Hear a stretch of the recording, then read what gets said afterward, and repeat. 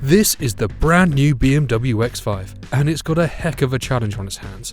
It's not only got to be luxurious, but it's also got to be practical, great to drive, but most of all, it's got to be good enough to convince you to part with a lot of your hard-earned cash.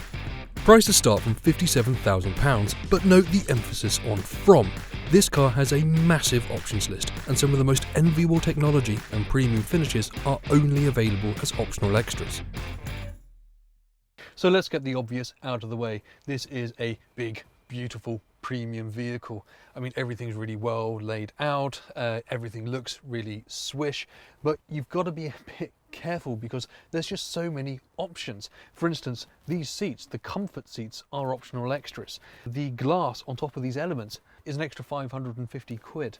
The leather around the instrument panel, that's another optional extra. So yes, this looks like a beautiful, beautiful car, but that's in part thanks to all the options already loaded into this particular vehicle.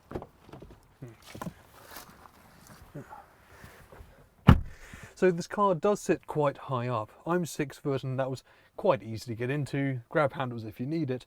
But because this car has the adaptive air suspension, I could actually lower the car by about 40 millimeters from the neutral point, just to allow easier access. Once you're in, as you see, really good amount of head space, knee space, not actually as much foot space as I thought there would be.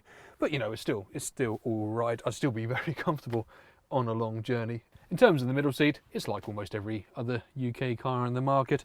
It's not quite wide enough for a full-size occupant for a long journey. It's a little bit harder than the seats either side. You'd also get this. So this pops down, you've got a couple of cup holders and a little random bit of storage space. So if you are sit here with your coffee, yeah, I could do long journeys in this. The boot has a split opening tailgate, and unlike the last model, both parts are now electric. The space the fancy tailgate reveals is massive and usable, but we'll need to get it into the lab and measure it ourselves before we know how it really compares to rivals such as the Audi Q7 and Mercedes GLE. Now, this might be a big SUV, but it's still a BMW and we're still on country roads. So there is an expectation that it's going to handle pretty well. And you know what? It doesn't disappoint. Now, if you have it in comfort mode, the air suspension that's in this car will make for a ride that's quite floaty. The car will lean quite a bit in the corners, but knock it into sports mode, everything firms up a little bit and it feels that bit more stable and, to be honest, quite fun when you're on twisty roads like these ones. Now, there are 2 diesel engines and 1 petrol available from launch. I'm in the 30D, it's the lower powered of the diesel options, and it supplies 265 horsepower. The bigger one, the monster, the X50D, provides 400 horsepower. You might think with so much less horsepower, this car might feel like it's struggling or not very capable. Well, that is absolutely not the case at all. It's speedy, it's quite nippy, it certainly never struggles, and it's putting a bit of a smile on my face. So driving at motorway speeds is much what you'd expect. There is a bit of engine noise as you're accelerating up to 70 miles an hour, but as soon as you hit 70, the sound just falls away and it becomes a nice, quiet, civilized car. There is a bit of road noise at 70 miles an hour compared to, say, 40 or 50 when there's really nothing at all. But it still feels quiet, it still feels refined. This is a good luxury car.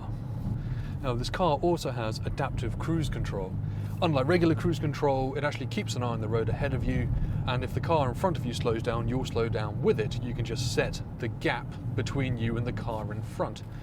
In some cars, this makes for quite like a jerky experience as it suddenly realises there's a vehicle in front of you slowing down and all of a sudden the car is leaning on the brakes quite heavily. But in BMWs, it really anticipates the vehicle quite early on and it slows you down progressively and speeds you back up. It's more like a human would drive, to be honest, and that's nice because it makes you feel a bit more sort of reassured about the system. Around town, this car feels quite quiet, quite civilised. You don't really get much of the engine noise, road noise, wind noise. The only thing you can't get away from, of course, is just the sheer size of this car. I mean, it's nearly 5 meters long, it's 2 meters wide. It's not a car built for particularly narrow roads or very narrow width restrictions. Visibility-wise, it's all right. I'm sat high up, great view of the road ahead. Pillars, as ever, are quite thick. The wing mirrors are quite big, which is nice. I get a better view of the side of the car than I would do normally. Rear visibility is pretty good. we were given the opportunity to venture off-road in the X5 to see how it copes. The car we were in did have the optional off-road package. Crucially, it did not have off-road tyres, as BMW was keen to show off just how well this car could maintain traction using X-Drive, the brand's all-wheel drive system. The X-Drive system is capable of operating any wheel independently and can send 99% of the engine's power to a single wheel if needed. It worked hard to maintain traction, but the car remained controllable and easy to handle on the slick, muddy trail. So I'm coming around a tight left-hander at the moment, get a bit of power down, make sure the car doesn't stop here, keep it going, feed around. That's good. I mean, this is a very muddy path. About 20 cars have been down here before me. It's really quite muddy, quite greasy. And this car is handling it. And I've got to point out now, I'm not on off-road tyres. These are just the regular road tyres. Now, like any modern off-roader, we have descent control in this vehicle. And what that means is I select my speed, and when I'm going downhill, depending whether it's a really steep incline or just mild, it will hold the speed that I set it. You just let the car do all the traction work, take your feet off the pedals, job done. Come around, and as soon as the car comes into any sort of pitch, the descent control automatically kicks in. I've now got it set to 5 miles an hour, so I'm going to relax, take my feet off the accelerator and brake, just trust in the car and let it fall down this muddy slope. But it's not all good. Something that got under our skin is some questionable subscription-based options that BMW is charging for. Apple CarPlay and Android Auto is the prime example. For those unfamiliar, these systems will allow you to plug in a compatible smartphone, and either an Android or Apple interface will take over the main screen and allow you to use in-car versions of popular apps for music, navigation and more. In the X5, you get this for free, for 1 year only.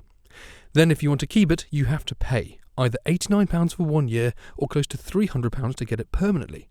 And to us, having to pay extra for access to functionality that the car already has just doesn't feel right. Talking of money, don't expect this car to save on fuel bills. The 30D we drove is the most efficient of the lot and officially should achieve 45.6 mpg, which is around average for a large SUV. The M50D is less efficient at 41.5 mpg, and the petrol is naturally the thirstiest of the trio at just 32.5 mpg. However, we'll need to get the X5 into our lab and just find out how much fuel it really drinks in our realistic tests. But the price doesn't change the fact that this is a fantastic, appealing car. And if you're in the market for a large luxury SUV, definitely check out the new BMW X5. For more on the X5 and the full written review, head to which.co.uk/cars.